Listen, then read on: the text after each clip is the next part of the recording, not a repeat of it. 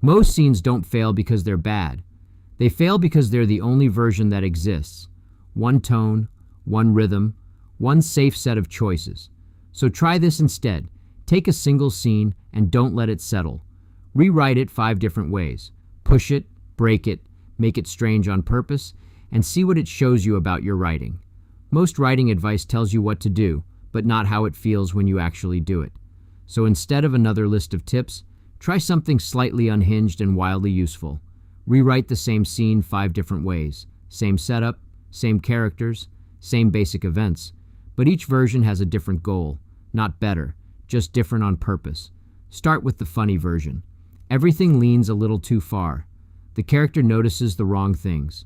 The tension deflates at exactly the wrong moment.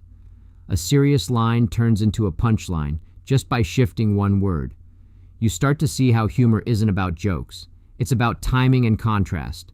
It's about refusing to let the scene sit where it naturally wants to sit. Then the dark version. Same bones, but now every detail carries weight. The room feels smaller. The pauses stretch.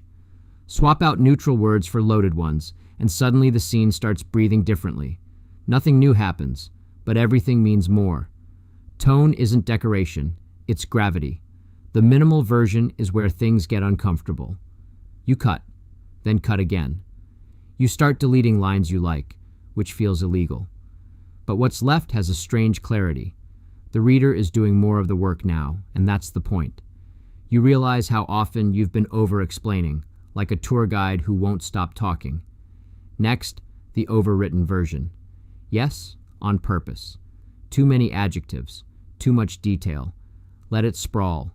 It's a mess, but a useful one, because now you can see the excess. It's like turning the contrast all the way up just to understand where the edges are. Finally, the fast version. Everything moves. Dialogue snaps. Descriptions shrink. You're chasing momentum. The scene almost outruns itself. And in doing that, it teaches you pace in a way no rule ever could. Something shifts when you do this. You stop asking, is this good? And start asking, what am I trying to do? Writing stops being a pass-fail test and becomes a set of dials you can turn.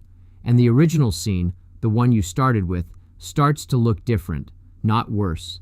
Just one version among many, which is freeing, because it means you're not stuck. You were just choosing without realizing it. So take one scene, rewrite it 5 ways, make bold choices, break your own tone, go too far, then not far enough. Somewhere in those versions is a voice that feels a little more like yours. Thanks for listening. Catch The Quiet Quotient on YouTube and all major podcast platforms. To help us grow and keep supporting creators, please like, follow, and subscribe. Want to get in touch? Connect with me directly at jimhansonmedia.com.